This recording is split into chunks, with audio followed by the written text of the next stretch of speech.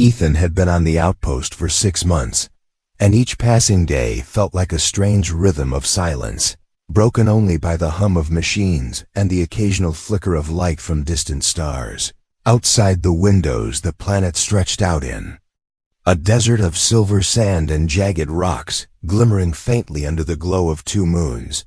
The human settlement was small, only a cluster of modules, connected by narrow halls, but to him it felt like a lonely fortress at the edge of the galaxy. He was stationed here as part of an exchange program between humans and the Arlean people, a species known for their curiosity and energy. Unlike humans, they did not tire easily, and their culture thrived on constant interaction and playful competition.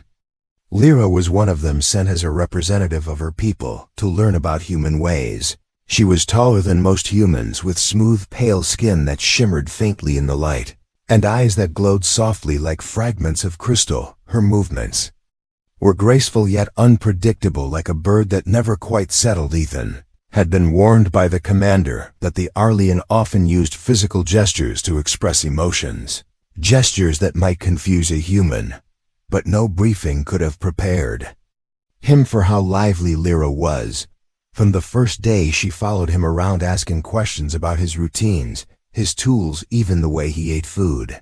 Her voice carried a melody of constant wonder, and it often left him both amused and exhausted. On this day he was working in the hydroponic chamber, checking nutrient levels in the green water, where rows of alien crops grew. The air was damp and warm, and his focus was fixed on the console when he heard her steps behind him. Lyra rarely walked quietly. She moved like she wanted the world to notice. She leaned closer to see what he was doing, her head tilting in that curious way of hers, and then without warning she laughed and nudged him. "Always staring at numbers, Ethan. Why do you not trust your eyes?" she teased, leaning closer until her shoulder brushed his arm. He sighed and tried to explain that human systems relied on precision, that numbers told truths the eyes could not see, but Lyra only rolled her eyes with exaggerated disbelief. She wanted to challenge him, and he could feel it. Before he could continue, she leaned in further, and with a mischievous grin, she pressed her teeth lightly against his forearm. It was a quick, playful bite, nothing harsh, nothing meant to hurt. She pulled back with a triumphant smile, as if she had just won a small game. Her eyes sparkled, waiting for his reaction. Ethan froze. His body stiffened, and the console beeped with an error he barely noticed.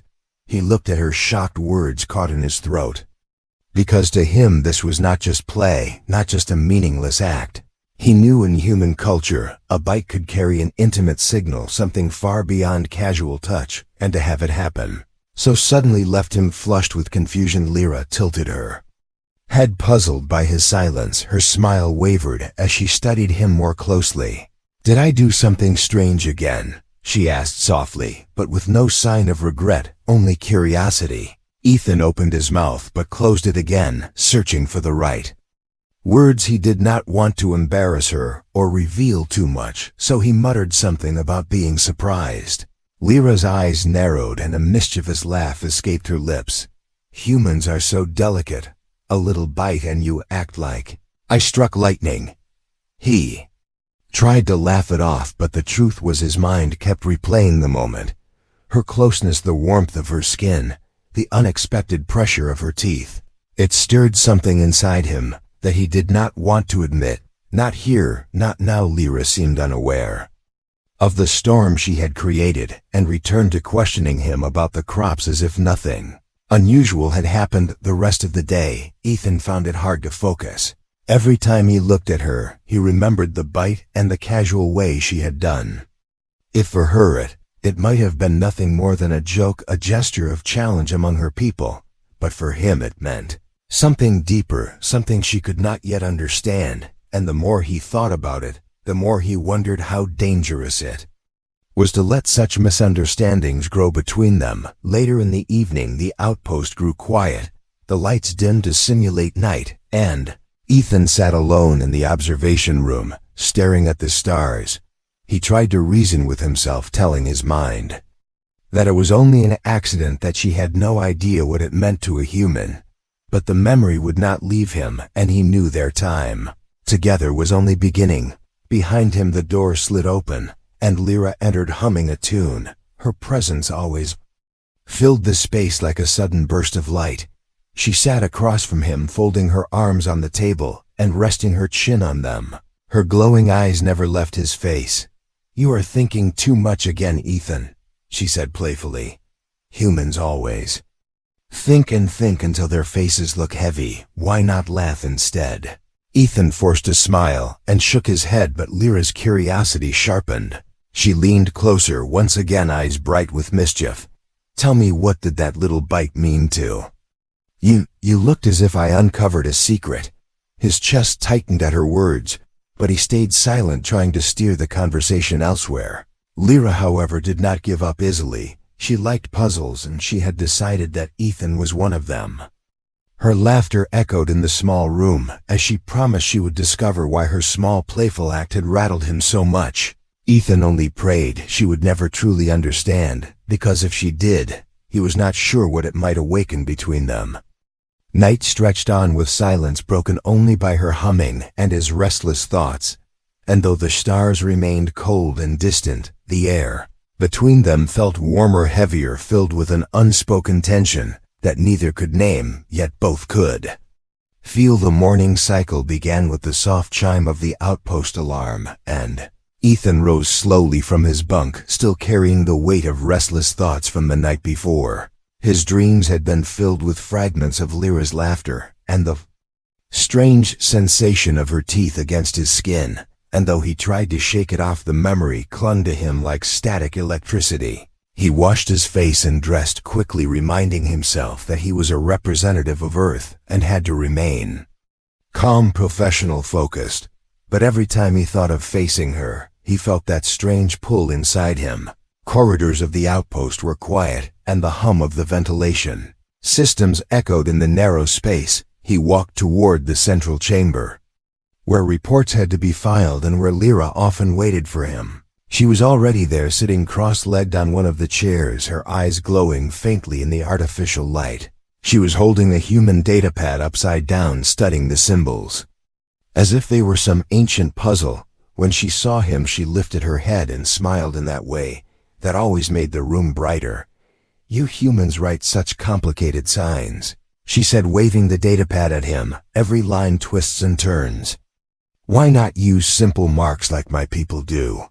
He gave a tired smile and told her that human writing carried history, that every curve and line had meaning, but Lyra only laughed and placed the device down as if it were too heavy for her curiosity. Her eyes lingered on him longer than usual, and there was something sharper in her gaze.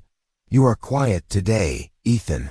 Did my bite make your mind broken?" she asked without hesitation, as if the words were harmless.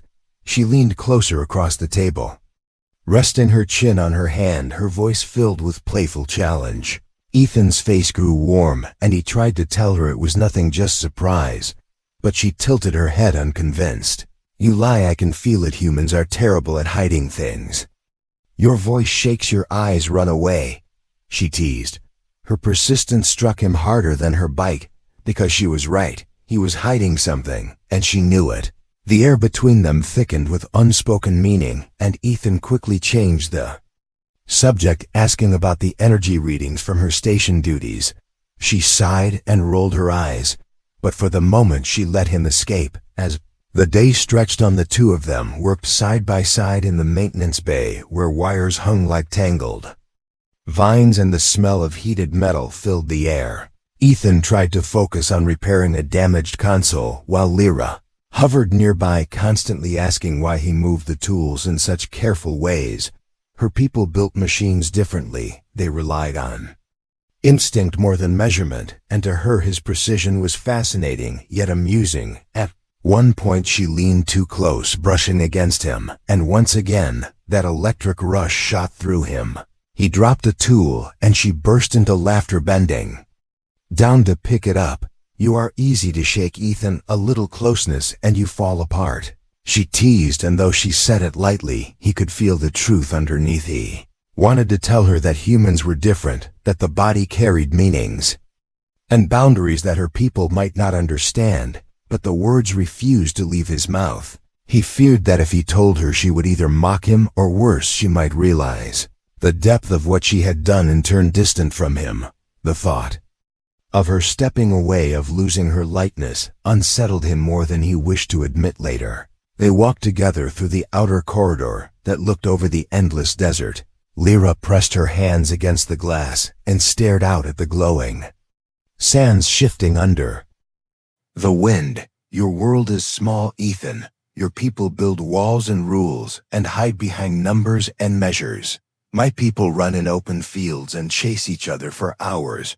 Our games are our language. We bite to challenge, we push to invite, we leap to show we are alive.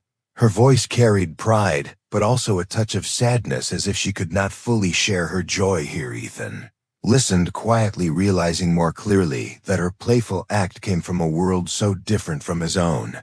To her it was only a game, a spark of life, but to him it was a doorway to something deeper that she did not see. Yet even knowing this, he could not let go of the strange hope that maybe she could learn to see what it meant to him if only the right moment came. That evening, when they sat in the mess hall sharing a simple meal, Lyra leaned across the table again, her eyes glowing with mischief. Ethan, I want to know.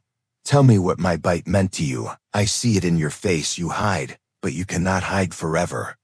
She bit gently into the edge of her food as if mocking the memory, and smiled at him with dangerous curiosity. Ethan nearly choked on his drink, but forced himself to remain calm. He told her that humans sometimes placed meaning in gestures that were not obvious, and that some actions were not as simple as they looked. She pressed further, asking what kind of meaning, but he avoided her gaze, insisting that it was complicated. She laughed, shaking her head at his stubbornness. Humans make everything heavy. My bite is light, yet you carry it like a stone. The words stung because they were true, and as he watched her laugh, he felt torn between fear and desire. Fear that she would never understand, and desire that she might one day see what it truly meant to him. The cycle of silence and teasing continued until the night came again. Lyra hummed a strange melody as she walked the corridor beside him, her steps light and careless while his heart pounded with weight. She stopped suddenly and turned to face him, standing close enough for him to feel her warmth. Her eyes glowed brighter in the dim light, and she whispered with playful seriousness, I will find the secret, Ethan. You cannot keep it forever.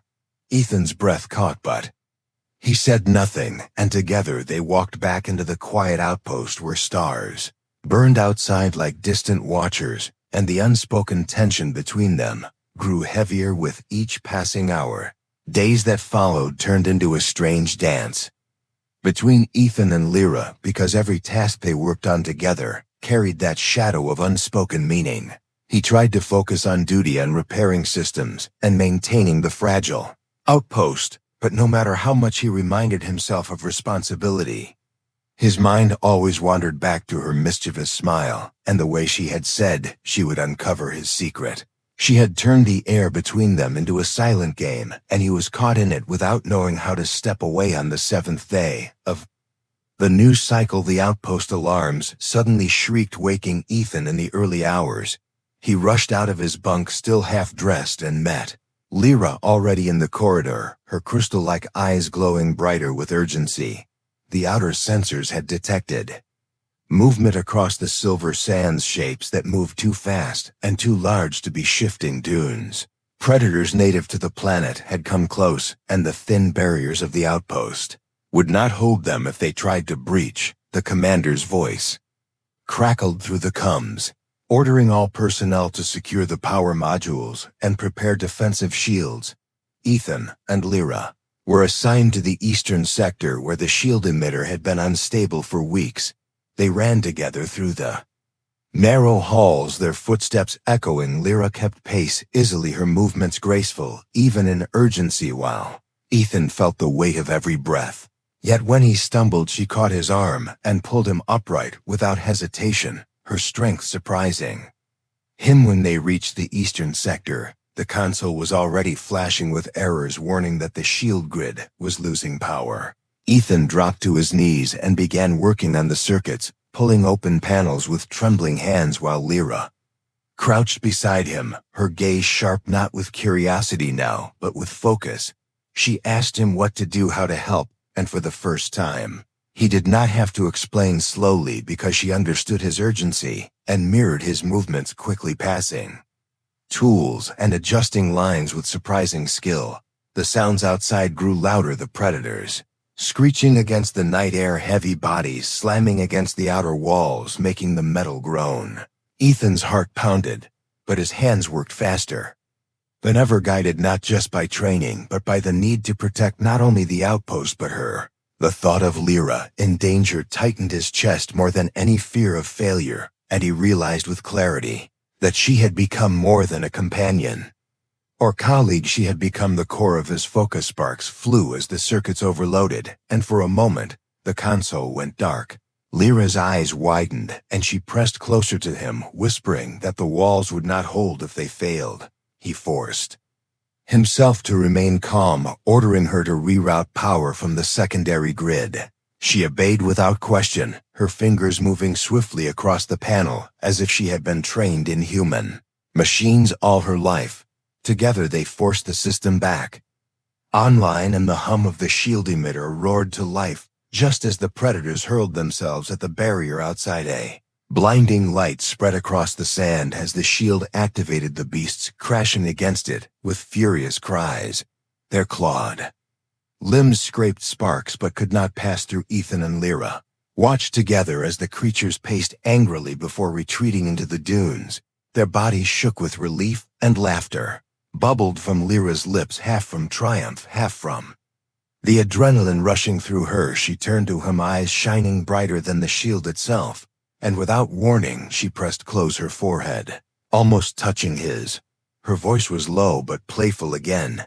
"You see, Ethan, when we fight together, we are stronger than anything outside. I like this game much more than sitting with numbers."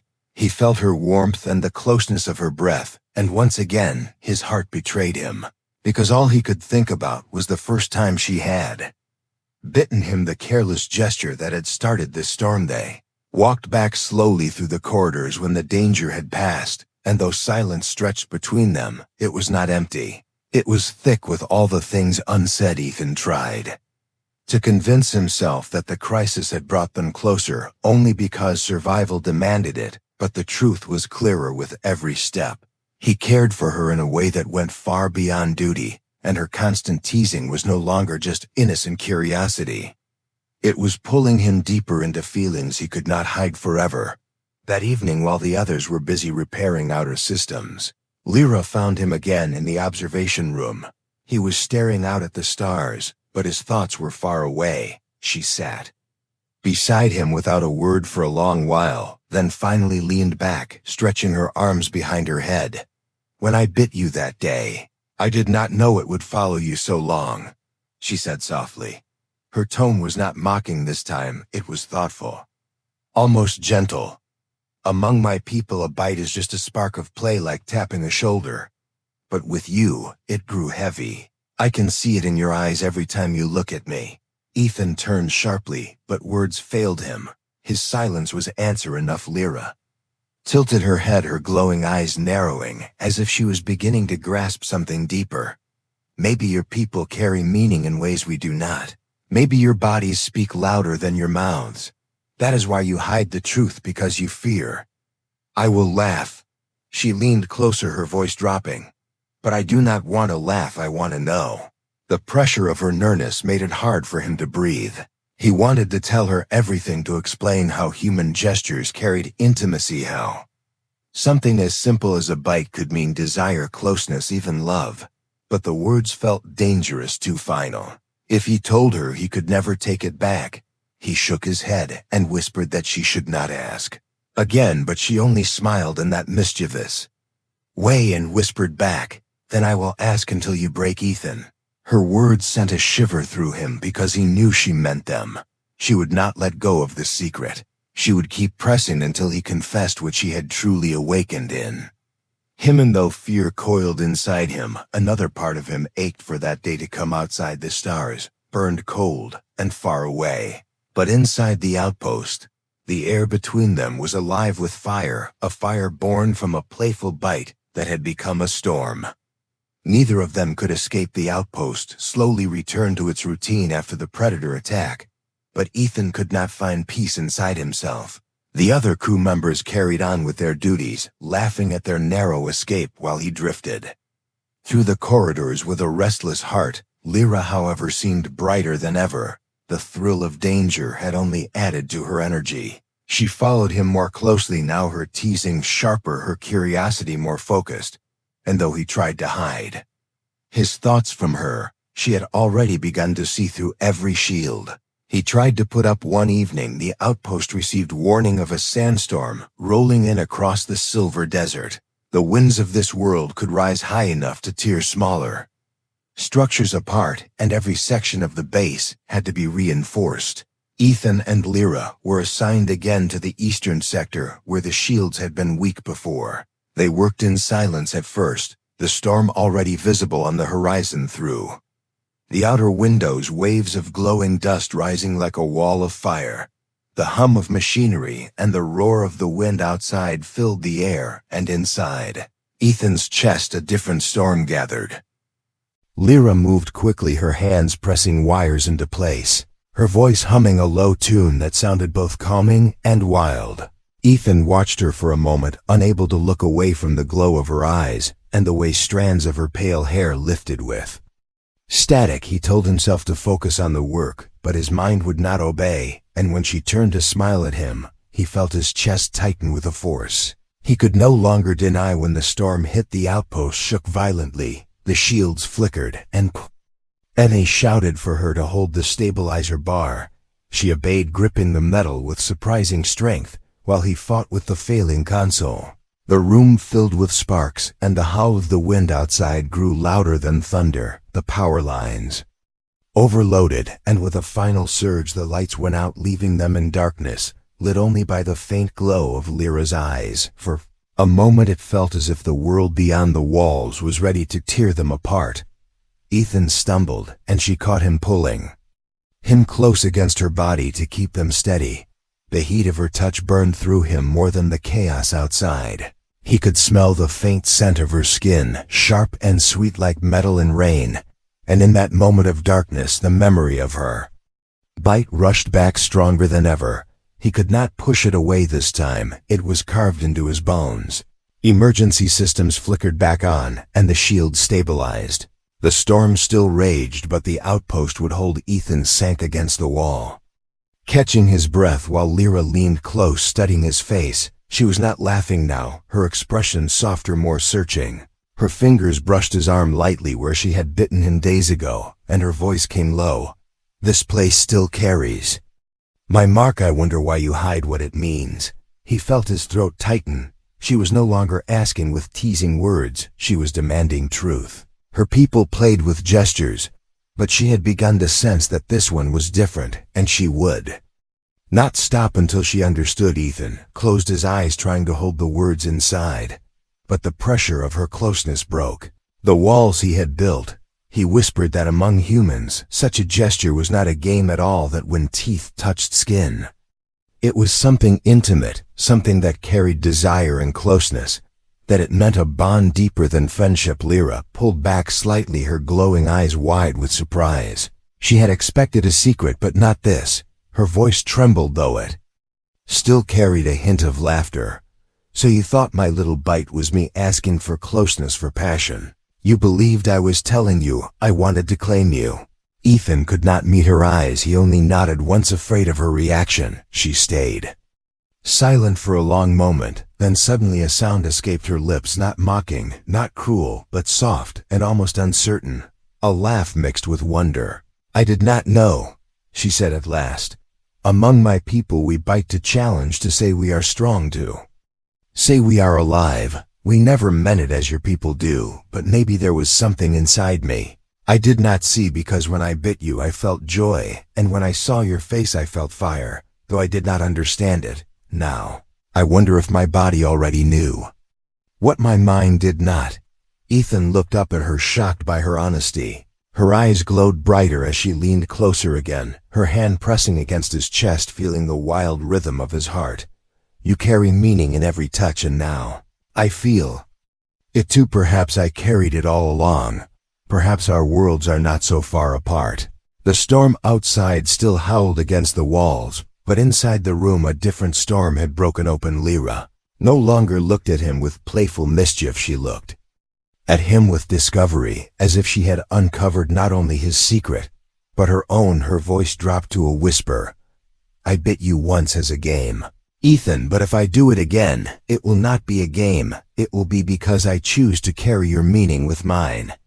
Ethan's breath caught, and for a moment, the entire universe seemed to shrink to the space between them. The sandstorm could rage for days. The outpost could fall apart around them, and still this moment would burn brighter than any star.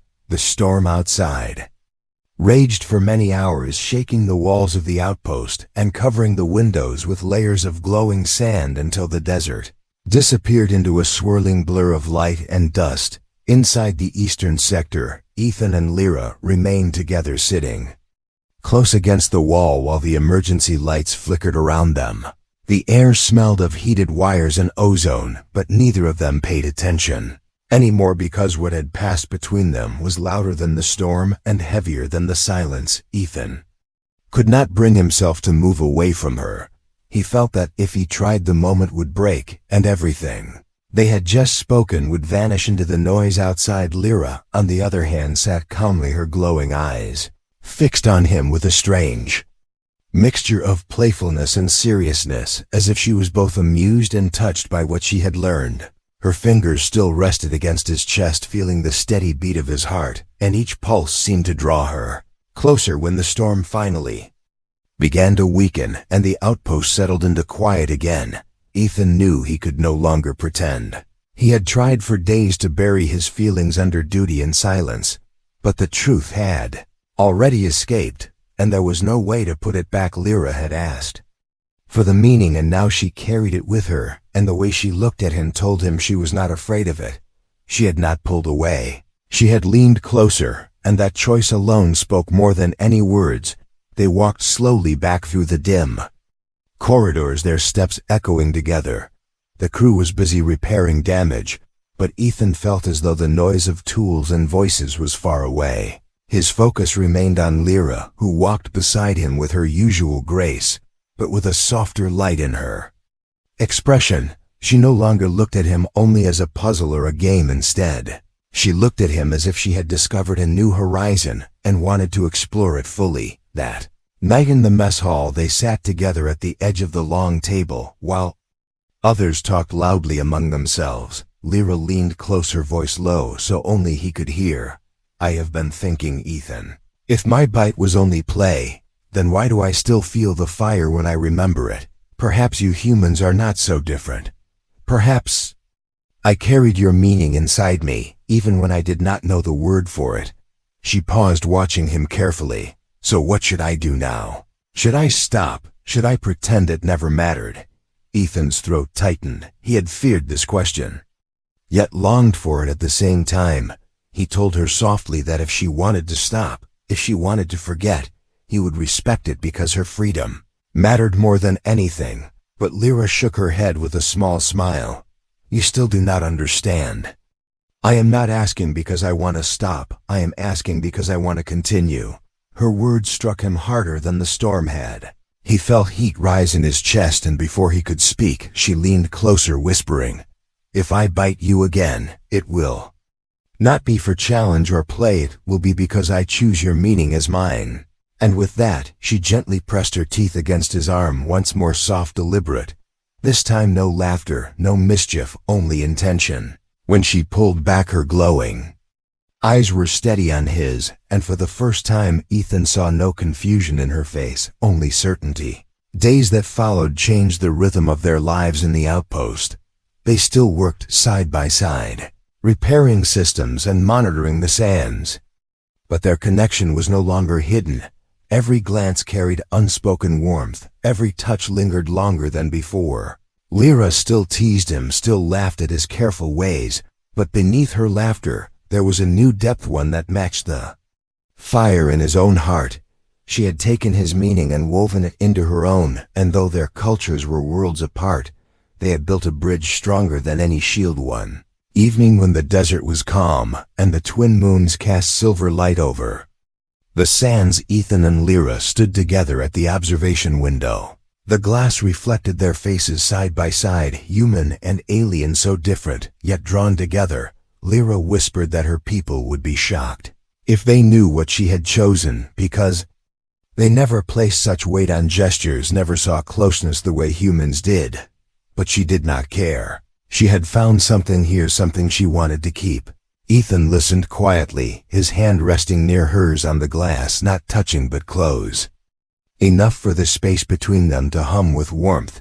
She turned to him with that radiant smile and said, "You once feared I would laugh at your secret, but now I carry it with me. I think maybe the universe wanted me to learn it from you."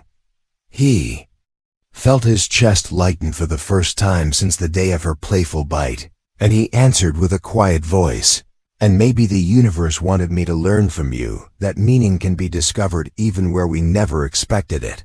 The bond between them had been born from misunderstanding, yet grown into something neither had planned.